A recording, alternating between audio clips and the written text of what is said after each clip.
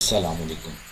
Previous lecture में हमने बात की थी कि आर्टिफिशियल इंटेलिजेंस क्या है और इसकी डेफिनेशन क्या है, और साथ ही हमने कुछ बेसिक मैथमेटिक्स पे भी बात की थी। अब इस लेक्चर में आज हमने डिस्कस करना है कि मशीन लर्निंग क्या है, क्योंकि मैंने आपको बताया था कि आर्टिफिशियल इंटेलिजेंस की बात करें तो उसके अंदर हम मशीन लर्निंग की बात करते हैं, हम उसके अंदर डीप लर्निंग की बात करते हैं, हम बात करते हैं एनएलपी की, नेचुरल लैंग्वेज प्रोसेसिंग की। बात स्टार्ट करते हैं मशीन लर्निंग पर कि मशीन लर्निंग क्या है और मशीन लर्निंग में बेसिकली वर्किंग कैसे की जाती है। सिर्फ इसका बेसिक आइडिया आज मैं आपको यहाँ पर दूंगा, क्योंकि हमारा ये कोर्स जो है वो ज़्यादातर बेस करेगा किसके ऊपर, डीप लर्निंग के ऊपर।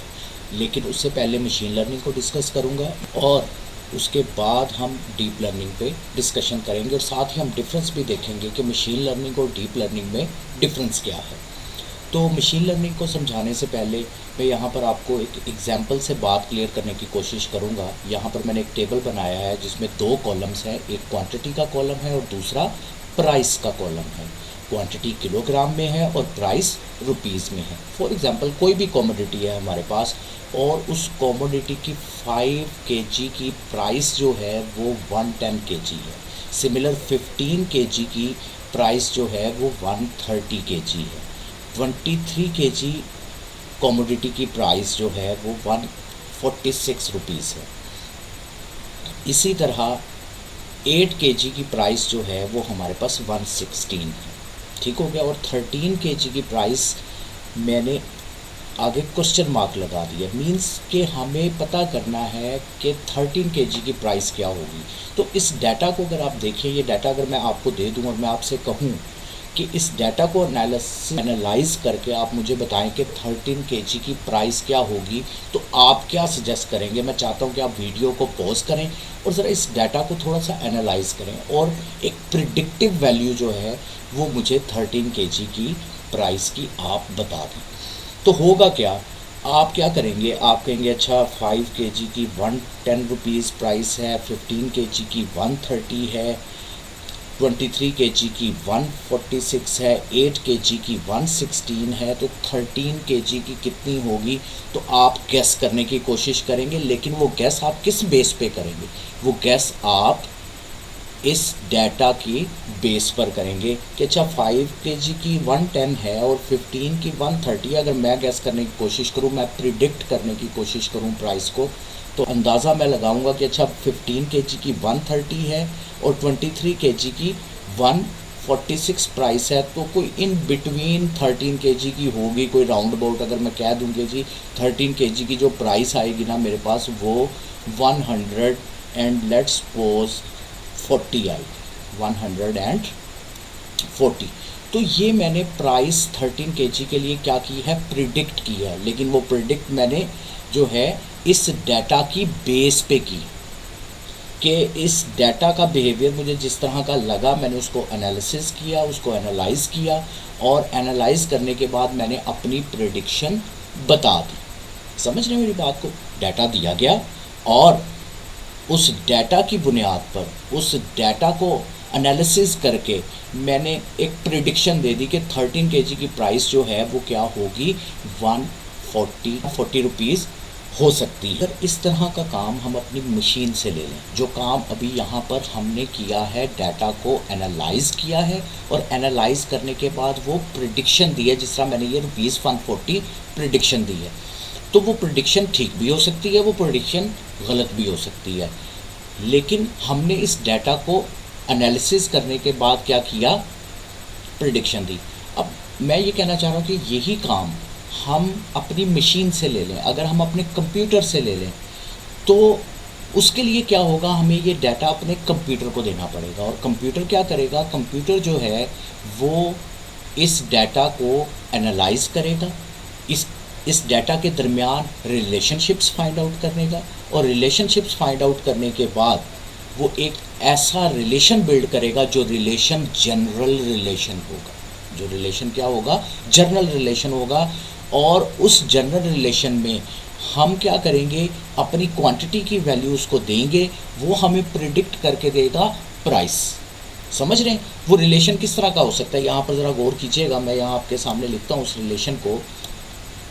फॉर एग्ज़ाम्पल यहाँ पर मैं कहता हूँ जी वो रिलेशन है प्राइस, यहाँ पर मैं लिख रहा हूँ प्राइस के लिए P equals to quantity is equal to Q stands for quantity plus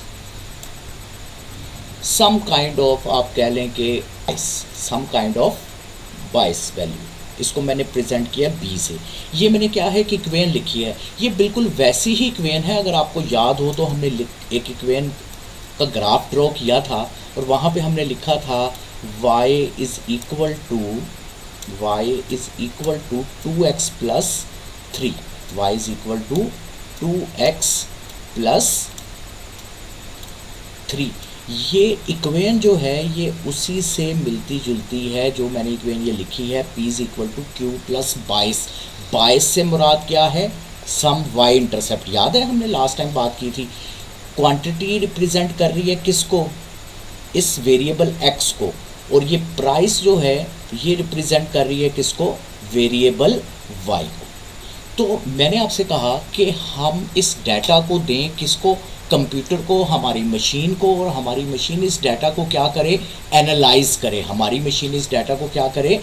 analyse करे, और एनालाइज करने के बाद एक जनरल रिलेशन बिल्ड कर ले। और वो रिलेशन बेसिकली क्या होगी? वो एक मैथमेटिकल इक्वेशन होगी जो कि मैंने लिखी यहाँ पर, P is equal to Q plus B। P क्या है?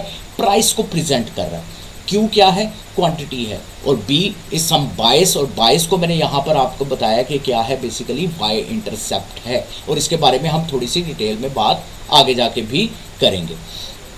अगर हमारी मशीन जनरल रिलेशन बिल्ड कर ले इस तरह का, और रिलेशन बार बार मैं कह रहा हूँ क्या है? Is nothing but an equation.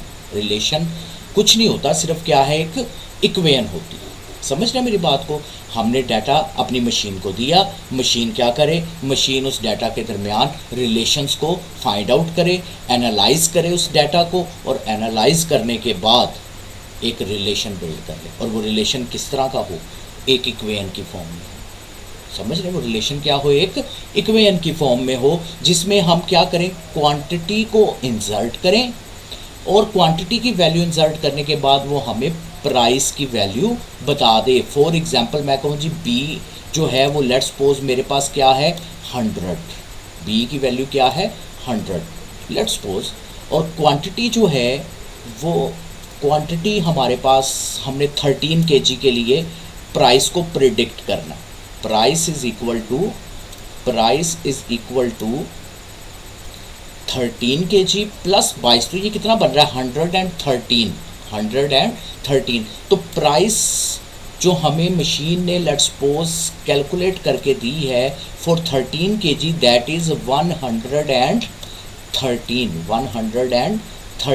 तो अगर हम समहाउ इस तरह की इक्वेशन बिल्ड कर लें, हमसे मुराद मशीन, दोबारा से बात रिपीट कर रहा हूँ, हमारे पास कुछ डाटा था, हमने उस डाटा को अपनी मशीन को एनालिसिस के लिए दिया। हमारी मशीन ने क्या किया? उस डाटा को एनालाइज किया, और एनालाइज करने के बाद एक रिलेशन बना लिया, और वो रिलेशन एक इक्वेशन की फॉर्म में था। हम उस इक्वेशन में क्या करते हैं? अपनी क्वांटिटी को इंसर्ट करते हैं, और रिलेशन हमें प्रिडिक्ट कर देते हैं किसको? किसकी वैल्यू को? प्राइस की वैल्यू को। किसकी वैल्यू को? प्राइस की वैल्यू को। तो ये इक्वेशन का जो बिल्ड करना है, इसे हम क्या कहते हैं?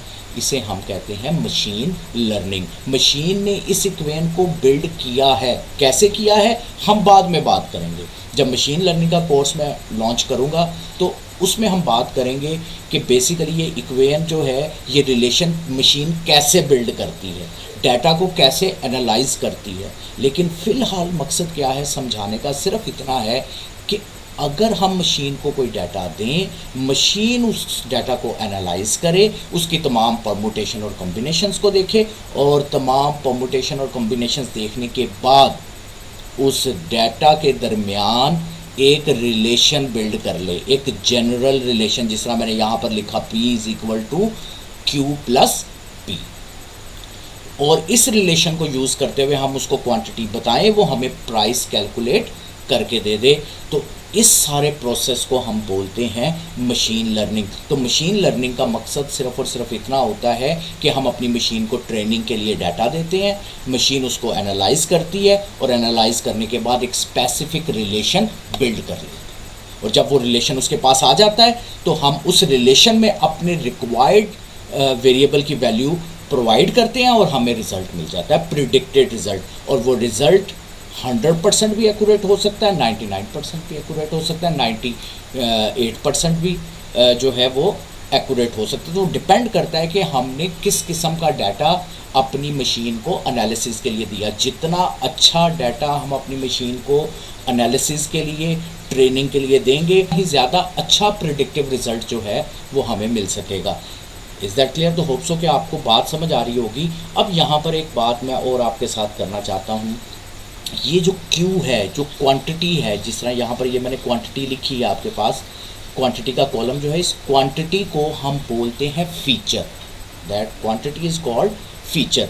फीचर एक सिंगल कॉलम भी हो सकता है और एक से ज़्यादा कॉलम्स भी हो सकते हैं। फॉर एग्ज़ाम्पल, अगर मैं आपसे कहूँ कि जो है हमारे पास डाटा है कि एक स्टूडेंट है, वो स्टूडेंट जो है पास होगा या फेल होगा, हमें ये प्रिडिक्ट करना है। हमें क्या प्रिडिक्ट करना है कि वो स्टूडेंट पास होगा या फेल होगा। तो हम क्या करेंगे, हम उसको कुछ डाटा प्रोवाइड करेंगे प्रिडिक्शन के लिए, ताकि वो पहले अपने आप को ट्रेन कर ले उस डाटा पे। फॉर एग्जांपल कि एक स्टूडेंट जो है उसका जो स्टडी का टाइम है, एक स्टूडेंट की जो स्टडी का टाइम है वो 3 आवर्स, ठीक हो गया।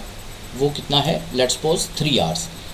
अब उसका जो खेलने का टाइम है, प्ले टाइम जो है, वो है उसका 2 आवर्स। उसका जो स्लीपिंग टाइम है, लेट्स सपोज SL से मैं उसको कह देता हूँ, तो SL जो स्लीपिंग टाइम है वो 7 आवर्स है। अब उसका जो रिज़ल्ट है, आउटपुट जो है, जो उसका रिज़ल्ट है वो पास है। वो रिज़ल्ट क्या है, पास है। P लिख रहा हूँ मैं रिज़ल्ट के लिए। तो ये मैंने एक डाटा दिया कि एक स्टूडेंट अगर 3 घंटे पढ़े, 2 घंटे खेले और क्या करे, सोए 7 घंटे, तो वो पास हो जाता है। इसी तरह एक स्टूडेंट 1 घंटा खेल करता है, 4 घंटे खेलता है और लेट्स सपोज 10 घंटे सोता है, उसका रिज़ल्ट हम कहते हैं जी फेल है। वो क्या है, फेल है। इसी तरह अगर मैं आपको तीसरा कॉलम दूं कि एक स्टूडेंट है जो 2 घंटे पढ़ रहा है, 2 घंटे खेल रहा है, प्लेइंग कर रहा है और 6 घंटे सोता है, तो आप मुझे बता दें कि वो पास होगा या फेल। ये प्रिडिक्शन मैं पूछ रहा हूँ। तो ये डाटा जब हम अपनी मशीन को देंगे, मशीन क्या करेगी, इस डाटा को एनालिसिस करेगी। वो उसका स्टडी टाइम एनालिसिस करेगी, वो उसके प्लेइंग टाइम को एनालाइज करेगी, स्लीपिंग टाइम को एनालाइज करेगी और उसके बाद उसके रिज़ल्ट को क्या करेगी, प्रिडिक्ट करेगी। तो ये जो 3 कॉलम्स हैं, स्टडी का, प्लेइंग का और स्लीपिंग का, ये कॉलम्स कहलाते हैं फीचर्स। जितने अच्छे फीचर्स हम अपने कंप्यूटर को, अपनी मशीन को एनालिसिस के लिए देंगे, उतना ही अच्छा रिज़ल्ट या आउटपुट कॉलम हमें मिलेगा, उतना ही बेहतर रिलेशन जो है वो मशीन क्या कर सकेगी, डेवलप कर सकेगी। तो अपनी बात को मैं रैप अप कर रहा हूँ सिर्फ इतनी बात से कि हम अपनी मशीन को डाटा देते हैं। वो डाटा क्या होता है, वो बेसिकली फ़ीचर्स होते हैं। हमारी मशीन उस डाटा के तमाम परमुटेशंस और कॉम्बिनेशंस को रीड करके एक जनरल मैथमेटिकल इक्वेशन बना लेती है, और उस जनरल मैथमेटिकल इक्वेशन को हम रिलेशन भी कह सकते हैं, और आपके लर्निंग की लैंग्वेज में हम उसको मॉडल भी बोलते हैं। वो एक मॉडल क्रिएट कर लेगी, एक जनरल इक्वेशन क्रिएट कर लेगी मशीन। अब वो इक्वेशन में हम क्या करेंगे, अपने फीचर्स हमेशा इंसर्ट किया करेंगे। जिस तरह मैंने कहा जी 2 आवर्स जो है वो स्टडी टाइम है, 2 आवर्स प्लेइंग टाइम है, 6 आवर्स स्लीपिंग टाइम है। तो रिज़ल्ट क्या होगा, वो हमें रिज़ल्ट प्रिडिक्ट करके देगी, और यही सब क्या है, मशीन लर्निंग है। तो होप सो कि आपको बात क्लियर हो गई होगी। इंशाल्लाह नेक्स्ट लेक्चर में हम बात करेंगे डीप लर्निंग पर, और फिर हम कंपैरिजन करेंगे कि मशीन लर्निंग और डीप लर्निंग में डिफरेंस क्या है। जब हम इन दोनों का कंपैरिजन कर लेंगे तो हमारा नेक्स्ट कोर्स जो है वो डीप लर्निंग के ऊपर आगे चलना शुरू हो जाएगा, और मशीन लर्निंग के लिए मैं एक सेपरेट से प्लेलिस्ट बनाऊंगा। आपसे मुलाकात होगी नेक्स्ट लेक्चर में। अल्लाह हाफिज़।